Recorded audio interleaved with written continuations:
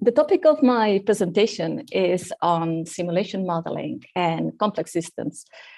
Concepts that may already sound very complex on their own, but actually what we're going to talk this morning is about a very relevant question for all of us who care of collection, and which has already been addressed in several times during this conference. Namely, how can we decide which measures are the most beneficial or adequate for the preservation of our own collection? I'm very happy, I'm very fortunate that I got the chance to immerse in myself in this topic during my PhD. And today I would like to provide an overview on the topic and share with you the concepts that, in my view, are key in modeling the effect of preservation management decisions. In my case, as a conservator at the Amsterdam City Archives, I'm taking care of more than 50-kilometer archival records. And to preserve our collections, there are different options that we can choose from. And for example, we have recently opened a new repository with a slightly lower temperature and relative humidity than the other facilities to store paper collections dating from 1850. But at the moment, we are not conducting any dosification programs. The archive, oh, and now it's not working. Yeah. The archive is also very active, enhancing access to the collections through digitization and exhibition. So when we're talking about preservation, access and all the processes to enhance access are also an important aspects that we need to take into account, since use might have an effect on preservation, and the other way around, the condition of the collections might also affect whether the collections can be used. And to make things even more difficult, we are dealing with this limiting factor, which is the available budget. So in order to answer the question whether the measures that we are taking are good enough, effective, and apply it in a sustainable manner, all these aspects that I just mentioned need to be taken into account.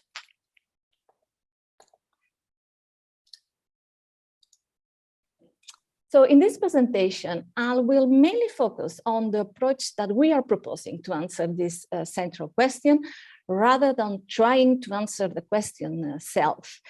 So in the first part of my presentation, I will argue that the concepts of simulation and complex systems that are quite common in other fields are also applicable to archives, and why it's so relevant to recognize archives as complex systems. And in the second part, I will we talk in more detail about how we are fitting these concepts of complexity into the models, looking into these three aspects of preservation, access, and cost. I would like to invite you to reflect during this presentation on maybe some thought-provoking ideas that may come up, and I will be happy to discuss them during the Q&A. So let's start with this concept of simulation, taking this forest as a metaphor of our archival and library collections. Since the effect of preservation measures cannot be easily assessed in real time, we use models to assist us with decision-making. Most of the models and tools that have been developed so far focus on the effect of environmental conditions in the repositories. For example, they inform us that the life expectancy of a collection can be doubled by reducing the temperature and the relative humidity to certain values. And also, this information is relevant. It's not specific enough to know exactly what it will mean for our own collection. And actually, what we want to know is how the condition of our own collections will evolve over the years. And if this is our goal, then we are implicitly saying that we need simulation, because what we want to model is this behavior over time, and that the system that we are dealing with is a complex one. But what do we mean actually with a complex system? If we look at the system classification, there are three main types of systems. Often the type of system is defined by the type of problem that they present. In a simple system, after some practice, we can solve the problem and achieve success by just following the recipe. In a complicated one, a great level of expertise is needed, but once the system has been formulated, it will lead to the same result. However, in complex systems, it's much difficult to predict beforehand what will be the outcome. And unfortunately, thanks to COVID, we have now this excellent example of a complex system. There are different aspects that make it difficult for us to predict the behavior of complex systems. And it's not just that often the number of elements and relationships are large, but more important is that in such system, cause and effect are often distant in time and space, and that the global behavior of this system is not simply the sum of the behavior of its parts, which might be true in a complicated one. So actually, all living systems, biological, social systems, and therefore also the management-related systems, are defined as complex. And looking to this list, we can conclude that the most of these characteristics are also applicable to the management of archival collections. As part of this project, we organize participatory sessions where, together with experts, the variables and relationships related to the preservation management of collections were drawn in one single diagram. And this is the resulting diagram showing how our system may look like. The aim of this diagram was to include the variables to model how a collection can become vulnerable, understood as chemical degradation as well as wear and tear. And I'm not going to enter in detail in each relationship included in this diagram.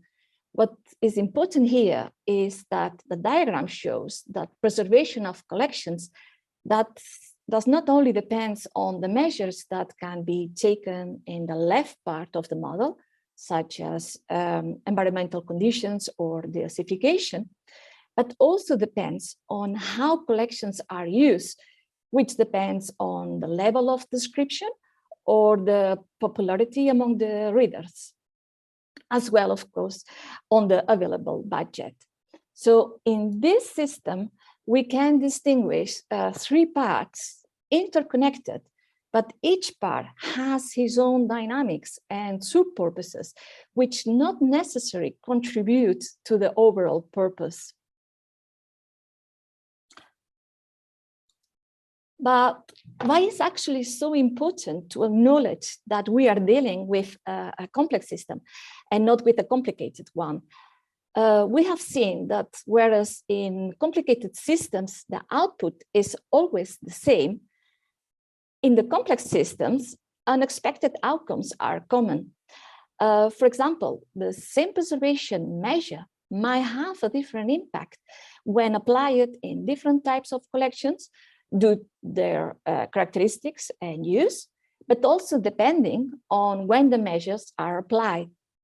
So therefore, when modeling this system, it is important to include the relationships that are responsible for the complexity.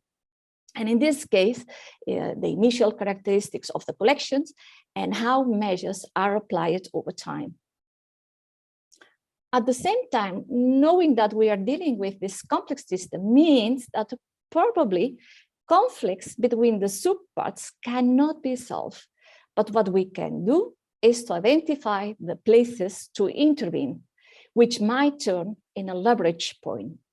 And models are the tools that can help us to find these leverage points.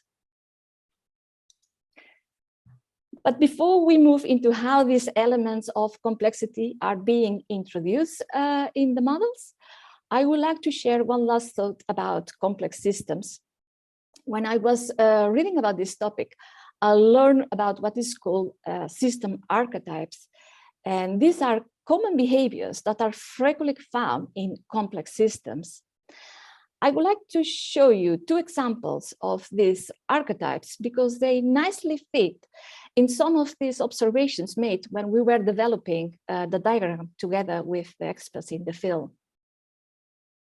In the first archetype that I would like to show you is called shifting the burden.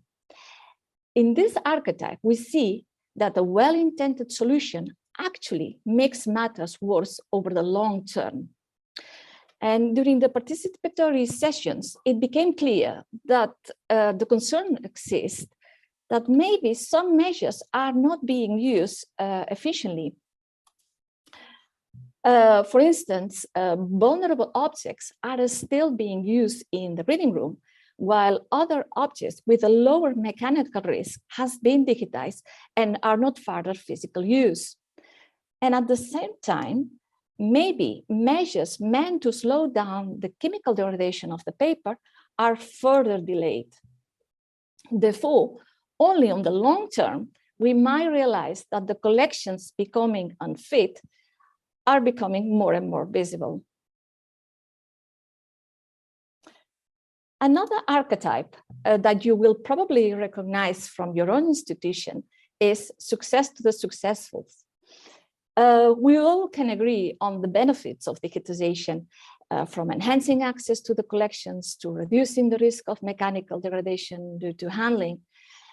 So the more successful digitizations become, the digitization of collections are gaining more attention and therefore more resources, having as consequence that may become more and more difficult to finance other less fancy preservation measures, such as remedial treatments. So to explore how these dynamics are affecting the preservation of our collections, we need models. There are different approaches to model complex systems, and depending on whether we are taking a macro or a micro view of the system. If we opt for the macro approach, then we will include the variables that are related to the different processes. In this case, the causal loop diagram could be used as a blueprint of the mathematical model, where each interaction is formulated as a mathematical equation. However, since the main focus of interest are the collection itself, a micro approach seems a logic way to simulate how macro level management decisions are affecting the preservation and use of the collections at this micro level. And this is the approach that we are using for the models that we are developing. Let's look in more detail how this micro approach works. The input of the model is the collection itself. And to create a collection in the model, we can use the results of a survey, like the one presented by Floriana yesterday.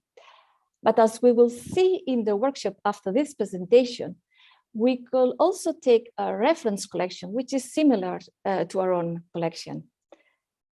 The sampled items are characterized by the pH value and the degree of polymerization, because these values, together with the storage conditions, temperature and relative humidity, are the main factors of this dose-response function used to model the mechanical degradation of paper. If we want to include the accumulation of wear and tear in the model, then other variables should be included related to how often a record is requested in the reading room or whether they are digital available. In this approach, we are modeling single items or group of items, but actually the aim is to model the effect of measures on the whole of the collection.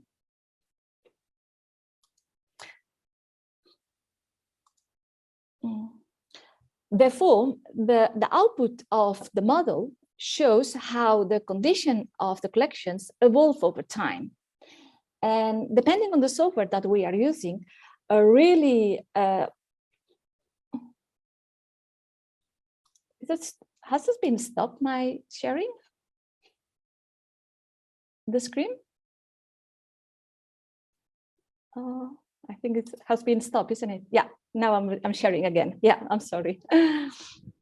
Yeah. I was saying about the output of the model. I'm sorry about the technical problems. So therefore, the output of the model shows how the condition of the collections evolve over time. And depending on the software that we are using, a really nice functionality of simulation is that inputs can be changed during the run. We could explore, for example, what are the consequences of delaying certain preservation measures, depending on the characteristics of the collections.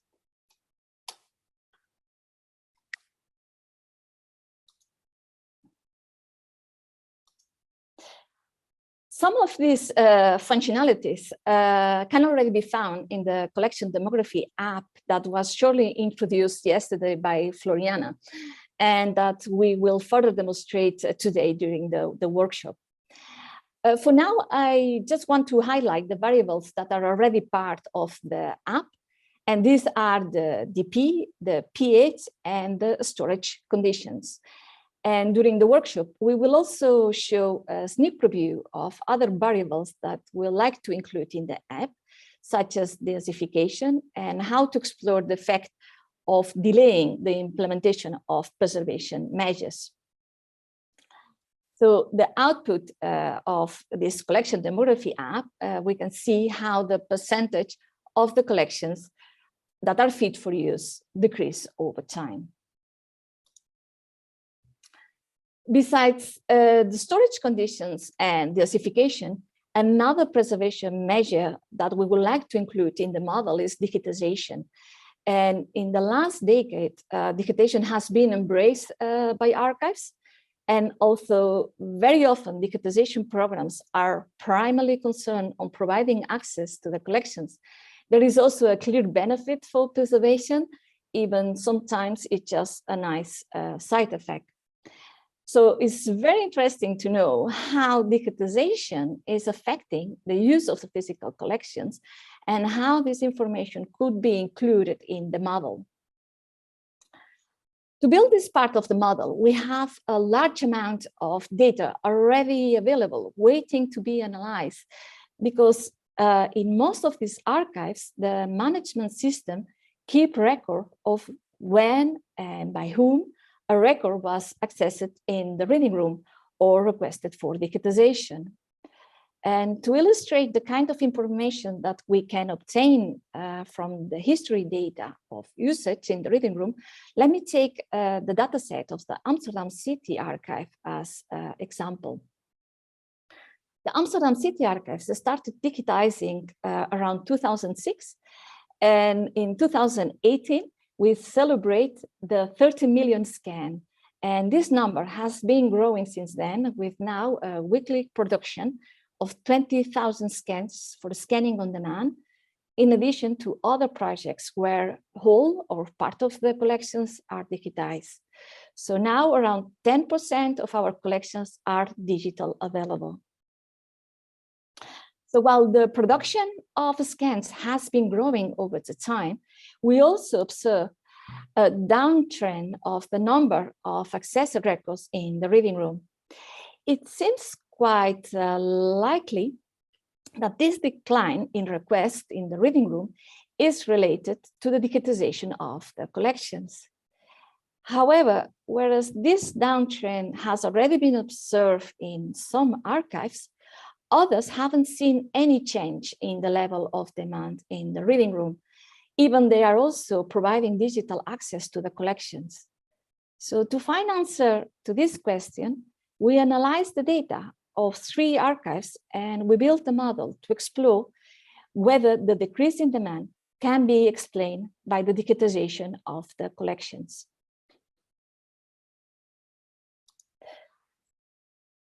The first thing I would like to remark is that the history of usage in the reading room is a very rich data source, and I would like to strongly recommend to all of you to analyze this data in depth, further than just annual statistics on number of visitors or requests in the reading room.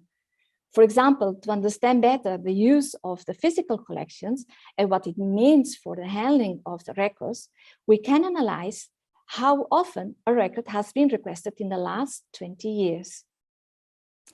The archives that we have studied show, for example, the same pattern here on the left hand. We see that more than the half of the records have been requested just once during this period, and a really small percentage of the records, about 1%, have been accessed in average once a year. So looking at this data, it is clear that if we want to have an impact on preventing wear and tear, just targeting this heavily requested group of records should be sufficient. However, we have also observed that the two main strategies in digitization, scanning on demand and block digitization, are only partly succeeding on targeting this group heavily requested records. However, from the data, we learned that of these two strategies, scanning on demand seems to be more successful in targeting the popular records. And consequently, what we see is that those archives that are experiencing a decline in requests in the reading room are those that are successfully digitizing the most popular records among the readers. And these are the archives that offer the service scanning on demand. So all this information can be used as input in the model. For example, the predictions at the Amsterdam City Archive show that if the actual digitization of 5,000 records per year is double, then within the 10 years, the turning point will be reached when the weekly number of requests in the reading room will be similar to the weekly scanning on demand productions, which mean that by then replacing the reading room service by the scanning on demand will become an option. But as we will see in the next slides, this has a price. The last aspect that we would like to introduce in the model is cost. For example, to compare the energy costs in the repositories and the cost of deification. Let's focus for now on the digitization cost. I'm sure that most of you all agree that the digitization of collection has many good things to offer, but the question is at what cost? And if we summarize all the costs, we see that the creation of digital content, the scanning itself, is expensive, but as more and more scans are added, digital store to provide fast online access to the collections might become even more expensive than the process of the scanning itself in a mid of long term. So once we have an overview on the costs, the model can also be used to explore the strategies from a cost efficiency point of view. For example, how many times a record will have to be requested in the reading room in order to break even with the cost of making it available digitally. And although such a calculation will differ per institution, depending on the chosen scan quality and the cost of consultation in the reading room, in the case of the Amsterdam City Archives, we see that after 5 requests in the reading room, then it's more cost effective to provide digital access. If we take now into account the statistics of the reading room, from which it became clear how often records have been repeatedly requested, we see that over a period of 20 years, for about 8% of the records, will be more cost effective to digitize them, to make them available in the reading room. So this makes clear that also mass deification enables a new use of the collections, such as automated transcriptions. It is a relatively expensive investment that must be based on a clear vision with regard to the service provision and further developments on how collections will be used. So I started this presentation arguing the importance of defining the management of archival collections as a complex system. And I think that an important conclusion is that by recognizing that we are dealing with a complex system, we learn that it doesn't exist such a thing as a one right single answer when considering different preservation measures. And that within this system of preservation management, we may find some tensions between the different parts of the system. And in such situation, models can be a very effective communication tool to compare and to show the effect of different options and to start these conversations with the other departments about whether the observed difference can be considered as a leverage point. If we look at the diagram I show you at the beginning of the presentation, so far only a very limited number of variables have been already formulated in the collection demography app, mostly related to the chemical degradation of the collections. However, I would like to stress once more that when it comes to digitization and the level of demand of the collection, a large body of data is already there, waiting to be analyzed. And this data analysis will undoubtedly help us to understand better how our collections are used and to support us on the formulation of evidence-informed strategies. I would like to thank the partners of this research, as well as institutions that have been so kind to provide me access to the collections and to their data sets. And I will also like to thank the UK APCRC and Metamorphose for their financial support. And Metamorphose is more or less the equivalent to KEK in the Netherlands. And like KEK, they have shown the undiminished relevance of these programs through the years. So thank you so much for your attention.